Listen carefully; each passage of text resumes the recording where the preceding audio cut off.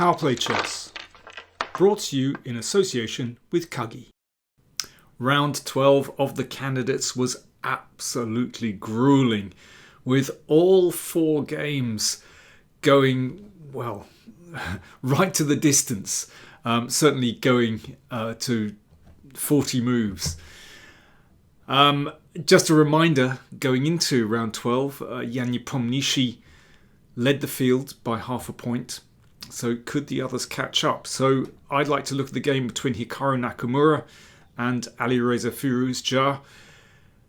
This was a remarkable game because it never really settled from practically the opening right till the final moves of the game. When I say it never really settled, the pawn structure was blown apart at an early stage of the game, and it was just about piece interaction.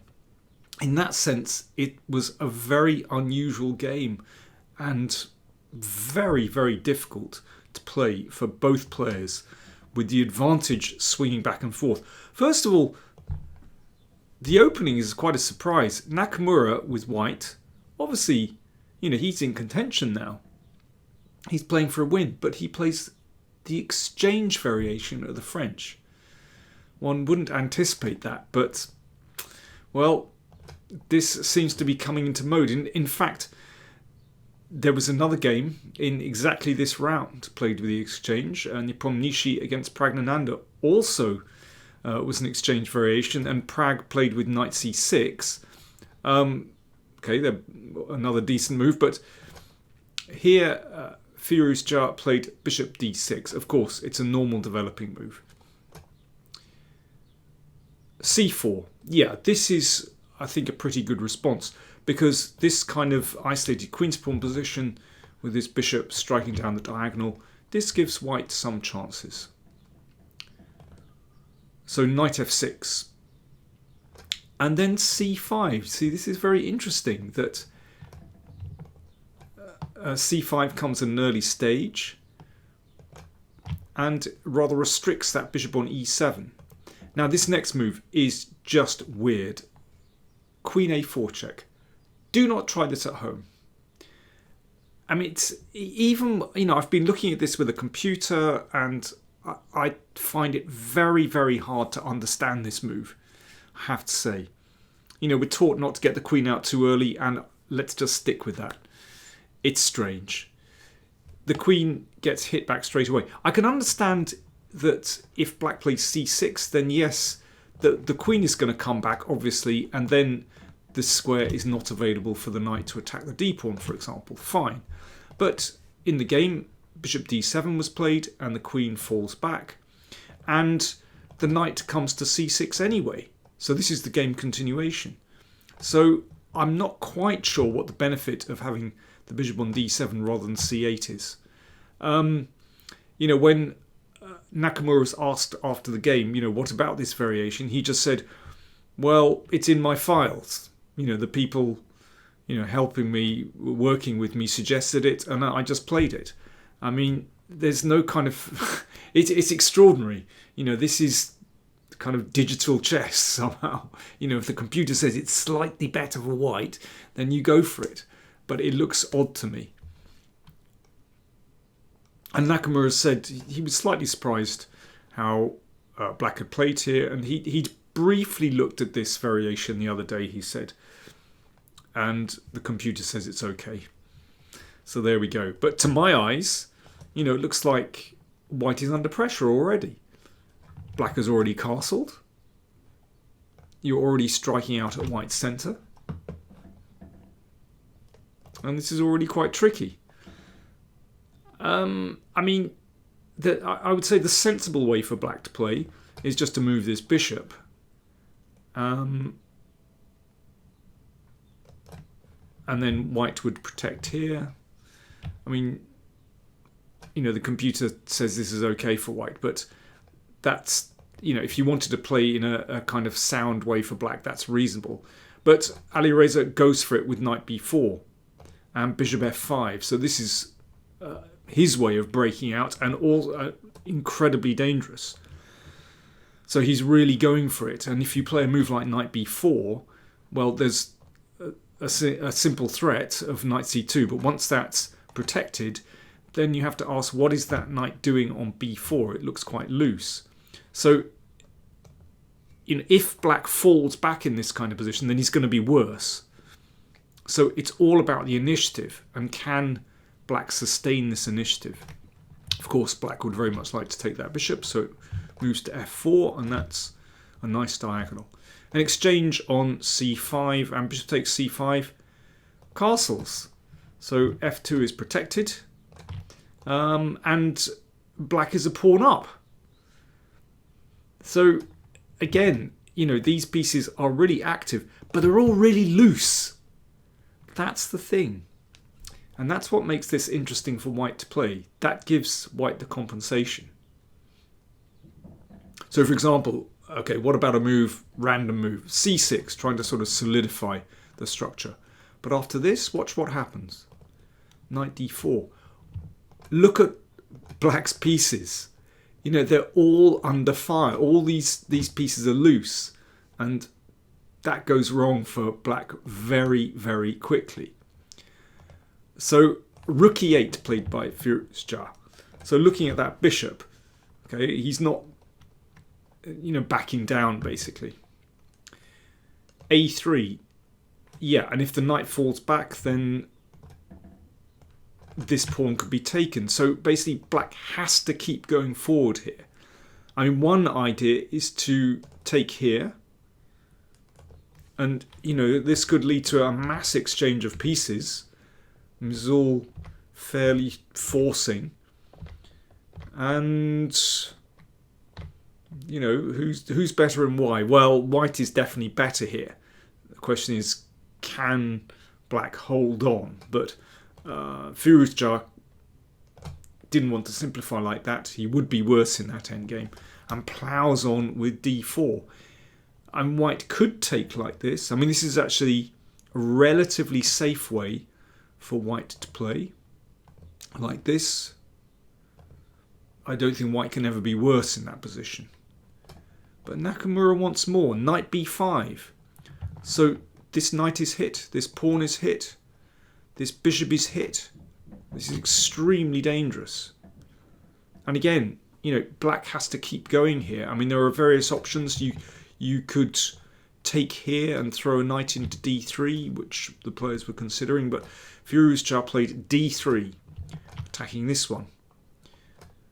And if the bishop drops back, then knight a6. Now, that pawn is not bad. So Nakamura took on c5.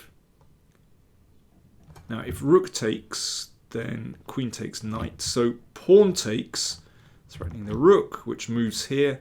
Knight d3. So again, all these pieces now are hanging. In this case, it's white's pieces that are hanging.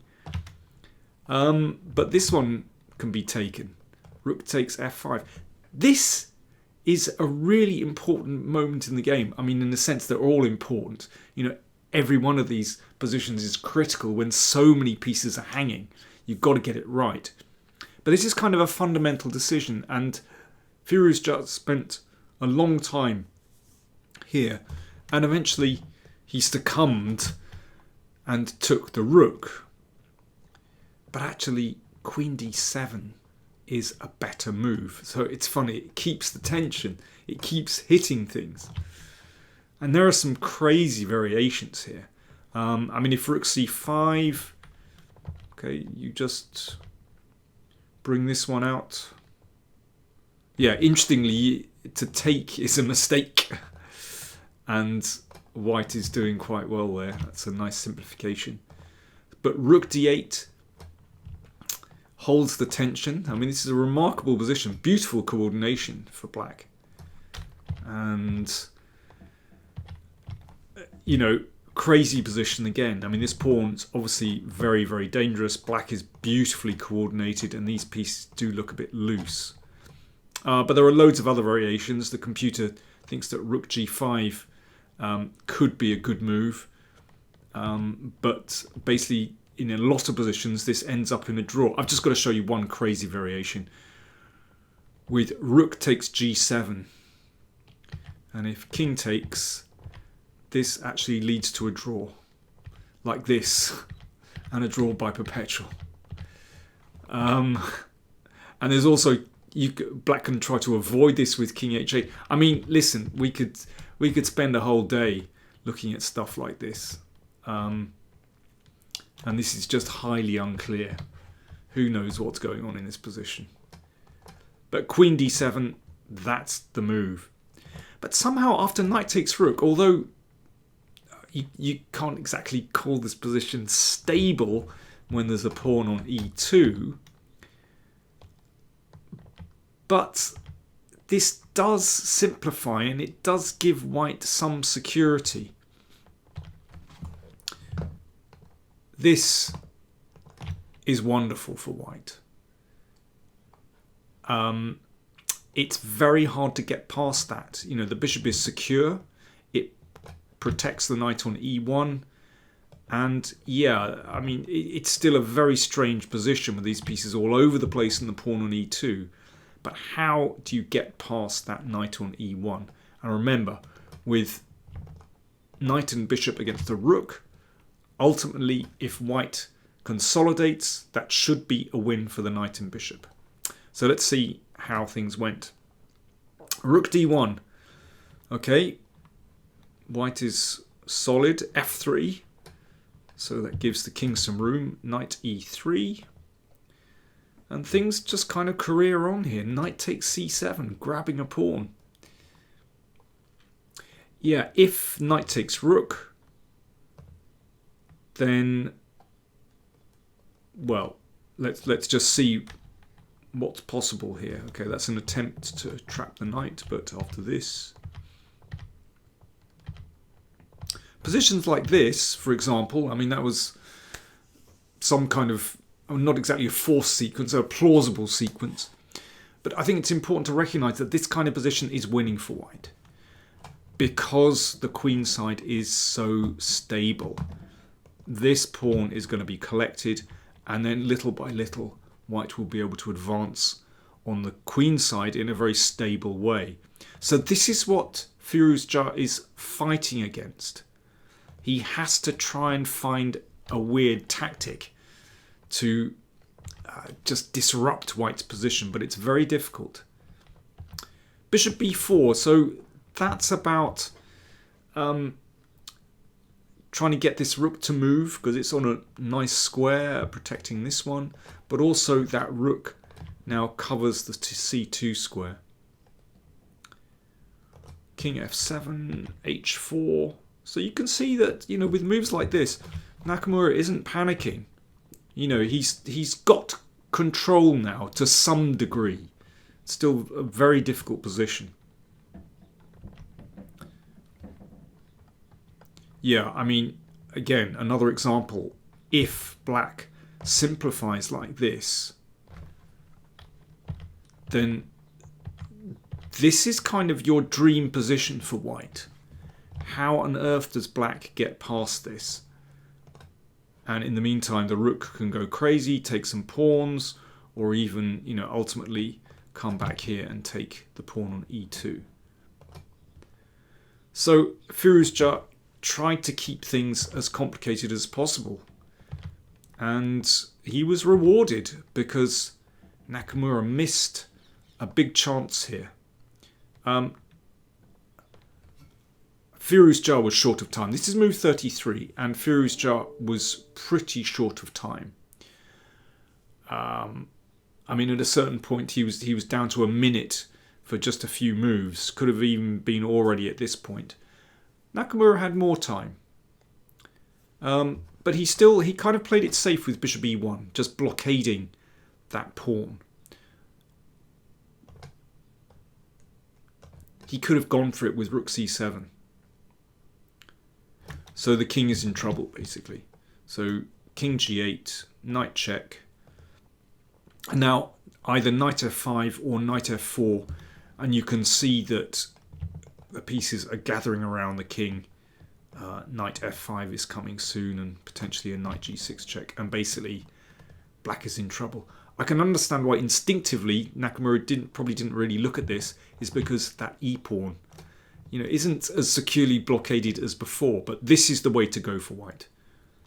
These pieces obviously can't take part in the defense, and the rook on its own, it's just not enough. Okay, let's go back. So instead of that, instinctively Nakamura just wanted to blockade. Fair enough. Knight takes b2, but it gives Firouzja a chance. And round about here,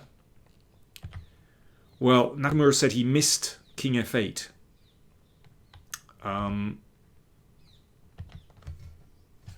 And it starts to get tricky again. Basically, if bishop b4 check, you can see, yeah, that's a threat. The bishop has to come back.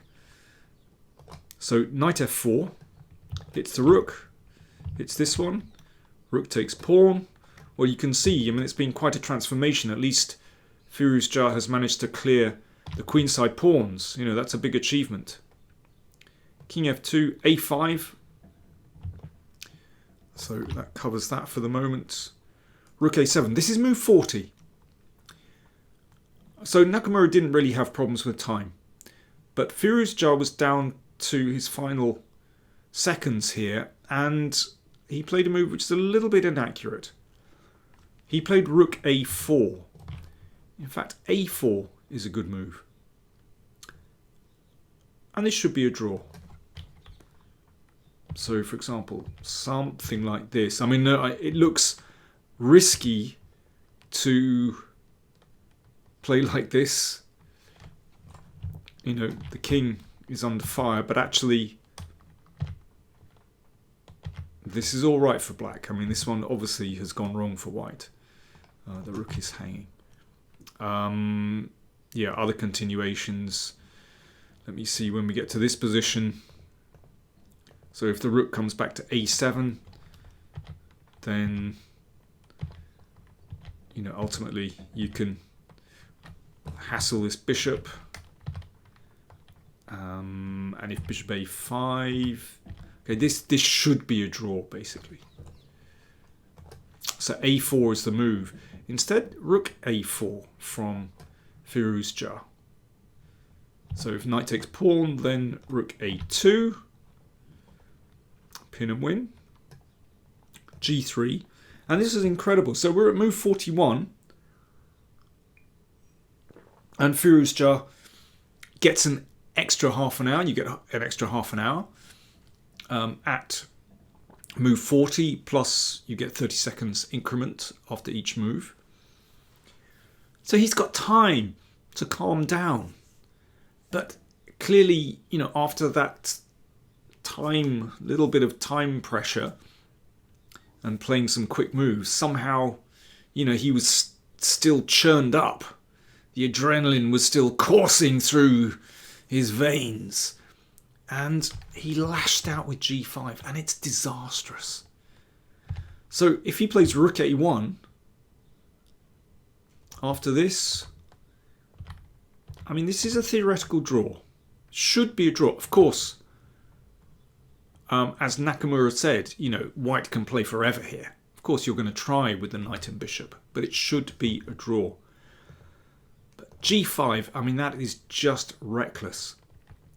And the game ended like this. g4, that's a really important move, because now the knight can bounce around to e4, shutting out the rook, hitting this pawn. This is just winning. And takes, of course, a little bit of care, but white gets there. Oh, okay, instead of knight e4, okay, he goes for knight c4, because he wanted to take that pawn in this case.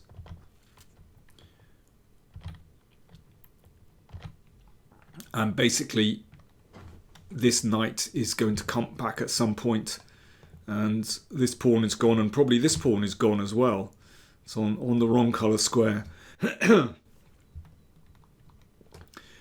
Yeah, black is just lost here.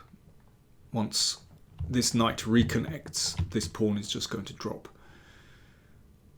So, I mean, this was a really curious game.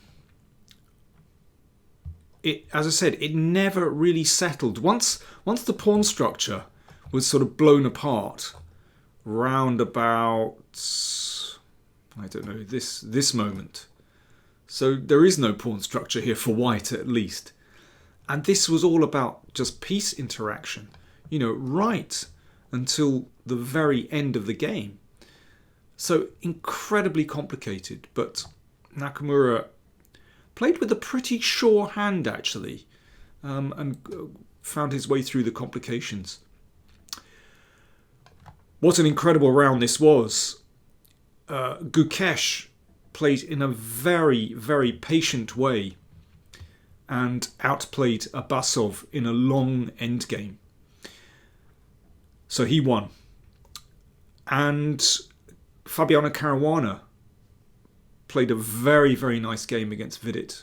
Outplayed him, but took time. So he won as well. And Nepomniachtchi drew with Praggnanandhaa. So after round 12, going into the rest day on Friday, we have 3 players sharing the lead. Gukesh, Nakamura, Nepomniachtchi, all on 7.5. And then Caruana just behind on 7. So they play on Saturday, next round, round 13. Big game. Nepo plays against Naka. Nepo, Nakamura.